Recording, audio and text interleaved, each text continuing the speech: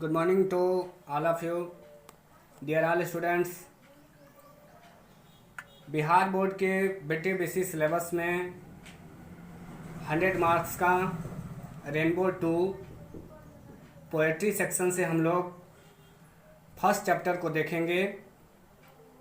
आप सभी ध्यानपूर्वक वीडियो को वॉच करेंगे, लाइक करेंगे, सब्सक्राइब करेंगे। फ्रेंड्स, सबसे पहले आप लोग जो इस पोएट्री सेक्शन का जो फर्स्ट चैप्टर है sweetest love I do not go, John Donne द्वारा यह पोयम को लिखा गया है। सबसे पहले आप लोग इसके मीनिंग को राइट कर लें ताकि विषय वस्तु को समझने में सरलता महसूस होगी। हमने आपको मीनिंग भी उपलब्ध कराया, आप उसको ध्यानपूर्वक लिखते जाएंगे।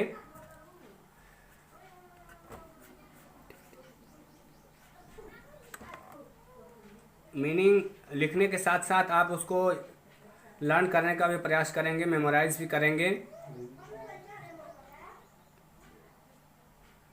जहाँ नहीं समझ में आए आप लोग उसको क्वेश्चन भी कर सकते हैं। आप लोग इसको मीनिंग पूरा राइट कर लेंगे। अब हम आगे चलते हैं पोयम के इंट्रोडक्शन सेक्शन की ओर। सबसे पहले जो इसके पोएट हैं जॉन डॉन महोदय के बारे में थोड़ा बहुत हम लोग को जान लेना आवश्यक है, क्योंकि इस पोयम के जब हम लोग इस वर्स के समराइज करेंगे तो उसमें ये सब पोएट के बारे में भी कुछ देना पड़ता है, मार्क्स इससे भी आते हैं। Sweetest love I do not गो, आप लोग इसको ध्यानपूर्वक रखेंगे अपने माइंड में कि जॉन डॉन के द्वारा ही यह पोयम लिखा गया है। जॉन डॉन, आप लोग पेज को देख रहे होंगे। जॉन डॉन का जन्म हुआ था 1572 में और इनका डेथ हुआ था 1631 में। ये आपको बढ़िया से ध्यान देना चाहिए। John Donne, the pioneer of a new kind of lyrical and satirical verse called metaphysical. John Donne the pioneer, pioneer means होता है अन्वेषक। जॉन डॉन एक अन्वेषक थे of a new kind of lyrical, lyrical काव्यगत, कविता में कविता के, ऑफ लिरिकल कविता के, और न्यू काइंड एक नए प्रकार के। जॉन डॉन एक अन्वेषक थे कविता के एक नए प्रकार के। एंड और सैटिरिकल वर्स, सैटिरिकल वर्स यहाँ आपको हम बताएं, एक बार पुनः सुने इस लाइन को। John Donne, John Donne the pioneer of a new kind of lyrical and satirical verse called metaphysical. John Donne एक नए प्रकार के काव्यात्मक और हास्यास्पद कविताओं के अन्वेषक थे जिनको आध्यात्मिक काम माना जाता था। वाज बर्न, जिनका जन्म इन लंदन, लंदन में हुआ था, इनटू ए प्रॉस्पेरियस रोमन कैथोलिक फैमिली, एक प्रॉस्पेरियस एक समृद्धशाली रोमन कैथोलिक, कैथोलिक मीन्स ईसाई धर्म से संबंधित है, ईसाई को कैथोलिक बोलते हैं। रोमन कैथोलिक फैमिली, रोमन ईसाई परिवार में, और वह जो परिवार जिस परिवार में जन्म लिए थे वह परिवार ऑफ ट्रेडर्स, व्यापारी लोग थे, उनका परिवार व्यापारी था। एट ए टाइम, उस समय, वेन जब, इंग्लैंड, इंग्लैंड वाज अस्टेंचली, इंग्लैंड था अस्टेंचली निष्ठापूर्वक एंटी कैथोलिक, यानी कि ईसाई धर्म विरोधी गतिविधियों में पूरे मन से शामिल था। हमें लगता है यहां तक क्लियर होगा फ्रेंड्स। अगली लाइन हम लोग देखते हैं। Don was forced, Don was forced, Don विवश हुए, डॉन विवश हुए टू लीव, छोड़ने के लिए ऑक्सफोर्ड यूनिवर्सिटी, ऑक्सफोर्ड विश्वविद्यालय को। डॉन वाज फोर्स्ड, डॉन विवश हुए थे टू लीव, छोड़ने के लिए ऑक्सफोर्ड यूनिवर्सिटी, ऑक्सफोर्ड विश्वविद्यालय, विथआउट, बिना, और डिग्री, बिना डिग्री के। Don was forced to leave, Don विवश हुए छोड़ने के लिए Oxford University without a degree, बिना डिग्री के ऑक्सफोर्ड विश्वविद्यालय को छोड़ने के लिए डॉन महोदय विवश हो गए थे। बिकॉज, क्यों, बिकॉज क्योंकि ऑफ हिज रिलीजियन, क्योंकि वह अपने धर्म, कैथोलिक, रोमन कैथोलिक फैमिली में उनका जन्म हुआ था, और जिस धर्म में उनका जन्म हुआ था उस धर्म में, वह धर्म उस समय इंग्लैंड में विरोधाभास झेल रहा था, जिसके वजह से अपने धर्म में पैदा होने के कारण रोमन कैथोलिक रिलीजियस फैमिली में उनका बर्न होने के वजह से उनको बिना डिग्री के ऑक्सफोर्ड यूनिवर्सिटी को छोड़ना पड़ा। ही स्टडीड, उन्होंने पढ़ा, उन्होंने अध्ययन किया। ही स्टडीड, उन्होंने अध्ययन किया। लॉ, कानून का, विधि का। लॉ मीन्स कानून, विधि होता है। ही स्टडीड, उन्होंने पढ़ा। लॉ, कानून की पढ़ाई। एंड, और, रीड, पढ़ा। थियोलॉजी, थियोलॉजी, थियोलॉजी मीन्स होता है नीति शास्त्र, उपदेश, धर्मशास्त्र की भी उन्होंने शिक्षा प्राप्त की। He studied law and read theology, उन्होंने अध्ययन किया कानून तथा धर्मशास्त्र की, नीति शास्त्र की। उन्होंने कानून तथा धर्मशास्त्र की पढ़ाई की। ही आल्सो पार्टिसिपेटेड, ही आल्सो पार्टिसिपेटेड, उन्होंने भाग लिया, हिस्सा लिया। इन में, किसमें, किसमें भाग लिया? Two naval expeditions, friends, two naval expeditions. He also participated, उन्होंने भाग लिया इन टू नेवल एक्सपेडिशंस, दो नौसेना अभियानों में, दो नौसेना अभियानों में उन्होंने हिस्सा भी लिया। साहसिक, नेवल एक्सपेडिशन, एक्सपेडिशन मीन्स होता है अभियान और एक्सपेडिशन मीन्स अभियानों में। टू नेवल एक्सपेडिशन, दो नौसेना अभियानों में। एंड, और, बिकेम, और बने, सेक्रेटरी, बिकेम, बने, secretary to a powerful noble, एक सज्जन व्यक्ति का, पावरफुल, शक्तिशाली, नोबल, एक शक्तिशाली सज्जन व्यक्ति का सेक्रेटरी बने। फिर से देखते हैं फ्रेंड्स इस लाइन को।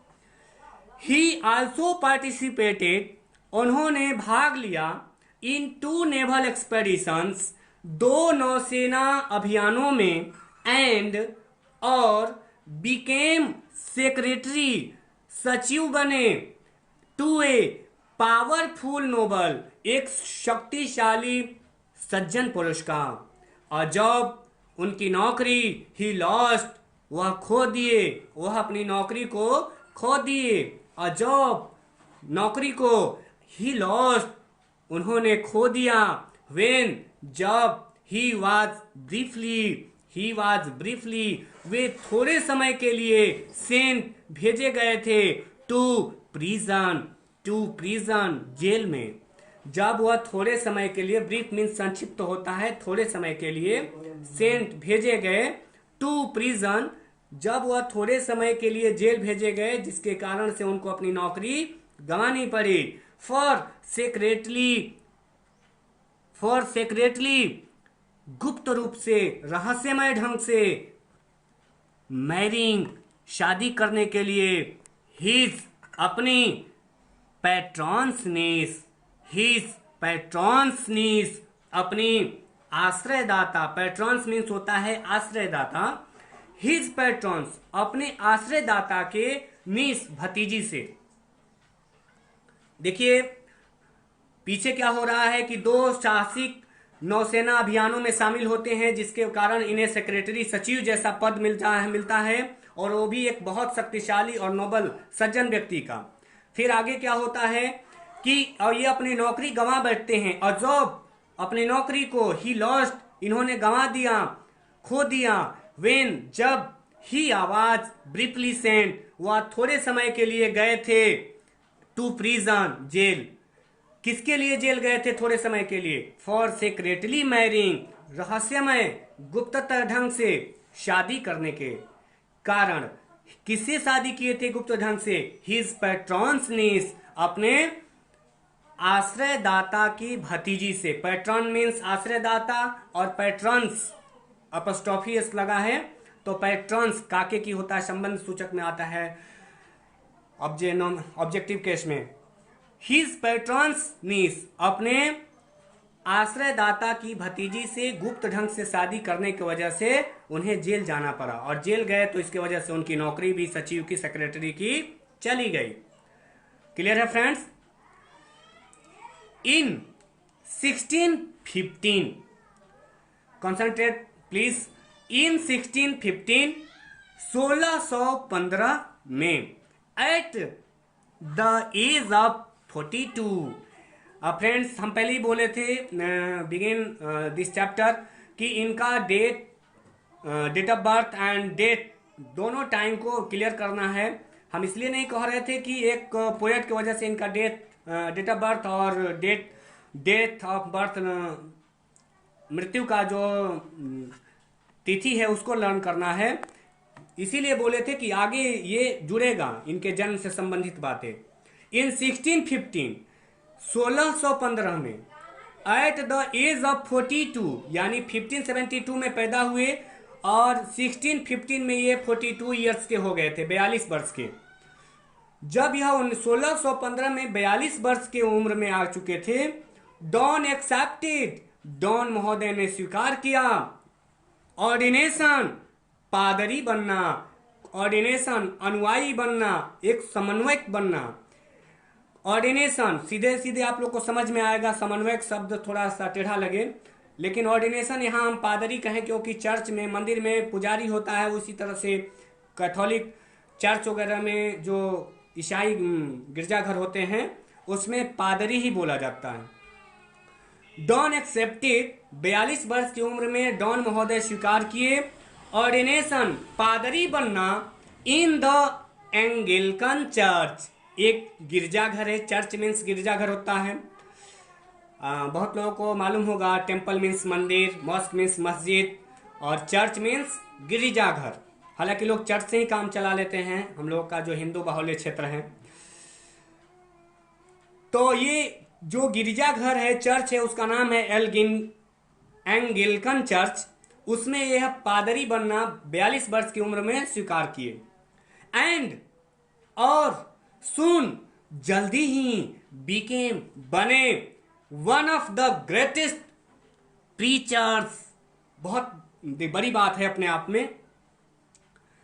एंड, और सुन, जल्दी ही, बहुत कम समय में ही जब पादरी बने तो सुन, जल्दी, बिकेम, बने, one of the greatest preachers at his time, at of his time, his time, अपने समय, ऑफ के, अपने समय के, ऑफ हिज टाइम, अपने समय के, बिकेम, बने, one of the greatest preachers, greatest, सबसे महान, प्रीचर्स, उपदेशक, जो धर्म शास्त्र के ज्ञान रखते हैं तो अपना उपदेश देते हैं, नीति की ज्ञान, तो सबसे बहुत बड़ा महानतम नीतिज्ञों में अपने जमाने, जो समय उनका चल रहा था 42 ईयर्स में, तो जब यह पादरी बने थे उस एंगलिकन चर्च का, तो अपने समय के, of his time, greatest preachers, सबसे बड़ा महानतम नीतिज्ञ बने। अब इनके जैसा नीतिवान धर्मज्ञ व्यक्ति नहीं रहा उस समय। इन लव, प्यार में, प्रेम में, बहुत ही पवित्र शब्द है अपने आप में, इन लव, प्रेम में, लिरिकिज्म लिरिकिज्म संगीतमय। डॉन ब्रॉक, डॉन महोदय ने तोड़ना का यहाँ ब्रोक मीन्स तोड़ना से हम लोग अभिप्राय नहीं लेंगे, यहाँ हम लोग समझेंगे ब्रोक मीन्स त्याग करना। डॉन ब्रॉक, डॉन महोदय ने त्याग किया। कंप्लीटली, पूरा पूरा, पूर्ण रूप से। डॉन ब्रॉक कंप्लीटली, डॉन महोदय ने उसका पूर्ण रूप से त्याग किया। विथ द पैट्रिकन ट्रेडिशन, जो पहले से परंपरागत पैट्रिकन ट्रेडिशन, जो पहले से परंपराएं चली आ रही थी गीत और कविताओं की, उन परंपराओं को उन्होंने त्याग किया। इंट्रोड्यूसिंग, परिचय कराना शुरू किए। एंड इंटेलेक्चुअल एंड कॉलेक्चुअल टोन, इसको थोड़ा सा आप लोग गौर करेंगे। डॉन ब्रॉक कंप्लीटली, डॉन महोदय पूर्ण रूप से इसका त्याग किया। विथ द पैट्रिकन ट्रेडिशन, पैट्रिकन ट्रेडिशन, जो पहले से गीत संगीत लिखने की जो परंपरा, काव्यात्मक शैली जो चल रही थी, उसको उन्होंने त्याग किया, छोड़ दिया। इंट्रोड्यूसिंग, शुरू किए, परिचय कराए। एंड इंटेलेक्चुअल, एक बौद्धिक, इंटेलेक्चुअल मीन्स होता है बौद्धिक, इंट्रोड्यूसिंग मीन्स होता है परिचय कराना, आरंभ करना, शुरू करना, बताना। इंट्रोड्यूसिंग, परिचय कराना शुरू किए। एंड इंटेलेक्चुअल, एक बौद्धिक। एंड, और कोलोक्वल टोन, बोलचाल की जो भाषा थी, उस भाषा के साथ साथ एक बौद्धिक जो भाषा थी, उसको वो लोगों के बीच में परिचय कराना शुरू किए। हिज लव पोयम्स, उनके इस प्यार की कविताओं में, हिज लव पोयम्स, उनके इस प्रेम कविताओं में, यूज द, उपयोग है, इस्तेमाल है, लेटेस्ट डिस्कवराइज, लेटेस्ट, हाल की, वर्तमान की, तत्काल की, डिस्कवरीज, खोजें। डिस्कवर मीन्स होता है खोज और डिस्कवरीज मीन्स खोजें। अब किन खोजों को उसमें शामिल किए हैं? हिज लव पोयम्स, अपनी प्यार की कविताओं में जॉन डॉन महोदय यूज, उपयोग किए हैं, शामिल किए हैं द लेटेस्ट डिस्कवरीज, हाल की, तत्काल की खोजों को। किस तरह की हाल की खोजों को? अब साइंस एंड ज्योग्राफी, विज्ञान और भूगोल की। थोड़ा सा आप लोग भी समझें इस बात को और बेहतर ढंग से कि हिज लव पोयम्स, यानी हम लोग जो जॉन डॉन महोदय द्वारा जो इनकी क्रिएशन यहाँ उपस्थित है, कृति sweetest love I do not go, इसमें हम लोग प्यार के बारे में, लव के बारे में ही पढ़ने वाले हैं। तो यहाँ थोड़ा सा अंतिम की ओर है यह जो इंट्रोड्यूसिंग हो रहा है जॉन डॉन महोदय का। तो इसमें यह आ गया है पोयम से संबंधित बातें कि हिज लव पोयम्स, इनकी प्यार की कविताओं में यूज, शामिल हैं द लेटेस्ट डिस्कवरीज, हाल की खोजों का। किस तरह की हाल की खोजों का? ऑफ साइंस एंड ज्योग्राफी, विज्ञान तथा भूगोल का। तो हमर होम, हमर मीन्स हथौड़ा होता है, और यहाँ हम लोग हमर मीन्स चोट, हमर होम, चोट किए हैं। अ पॉइंट, उस बिंदु पर, अ पॉइंट, उस बिंदु पर। एंड कंबाइन, तथा जोड़ने का प्रयास किए हैं। पैशन, जज्बे को, इच्छा को, चाह को। With verbal, verbal means friends यहाँ मौखिक होता है, पर शाब्दिक भी होता है, मौखिक भी होता है। तो हम लोग यहाँ भर्बल मौखिक समझेंगे। हिज लव पोयम्स, अपनी प्रेम की कविताओं में यूज, शामिल किए हैं द लेटेस्ट डिस्कवरीज, हाल की खोजों को। ऑफ साइंस एंड ज्योग्राफी, विज्ञान तथा भूगोल की। टू हमर होम, चोट किए हैं। अ पॉइंट, बिंदु पर। एंड तथा कंबाइन जोड़ने का प्रयास किए हैं पैशन जज्बा को, इच्छा को विथ वर्बल एंड इंटेलेक्चुअल मौखिक तथा बौद्धिकता के साथ इन्होंने अपनी प्रेम की कविताओं में हाल की खोजों, विज्ञान तथा भूगोल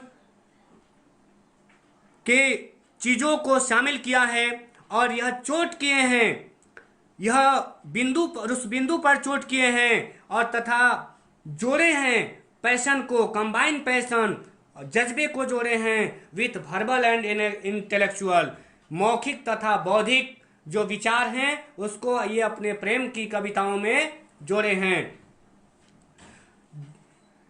टीजिंग बिना किसी छेड़छाड़ के, टीजिंग छेड़छाड़, टीजिंग मीन्स होता है छेड़छाड़ करना। हिज लव पोएम्स अपने प्यार की कविताओं में यूज शामिल किए हैं द लेटेस्ट डिस्कवरीज हाल फिलहाल की खोजों को अब साइंस एंड ज्योग्राफी विज्ञान तथा भूगोल की टू हमर होम चोट किए हैं अ पॉइंट उस बिंदु पर एंड कंबाइंड तथा जोड़ने का प्रयास किए हैं पैशन उस जज्बे को विथ वर्बल मौखिक एंड इंटेलेक्चुअल मौखिक तथा बौद्धिकता के विचारों को जोड़ने का प्रयास किए हैं। मौखिक तथा बौद्धिकता के जो जज्बे हैं उसको अपने प्रेम में, अपने प्यार की कविताओं में जोड़ने का प्रयास किए हैं बिना किसी टीजिंग के, बिना किसी छेड़छाड़ के। डॉन इज वेल नॉन, जैसा कि डॉन अपने आप में विख्यात हैं, सब लोग जानते हैं फॉर हिज सॉन्ग्स अपने गीतों के लिए एंड सोनेट्स अपने सोनेट्स के लिए, सेटार्स के लिए एंड द इलेजिस के लिए। इलेजिस फ्रेंड्स यहाँ आप लोग थोड़ा सा समझते भी चलें और अच्छे ढंग से।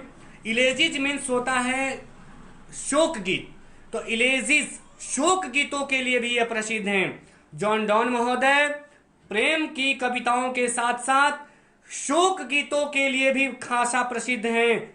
वेल नॉन एक अच्छे सुप्रसिद्ध जानकार हैं जो पूरी दुनिया इनको जानती है। एंड समन्स आर साइलेंट होगा फ्रेंड्स, समन्स अपने समन्स के लिए,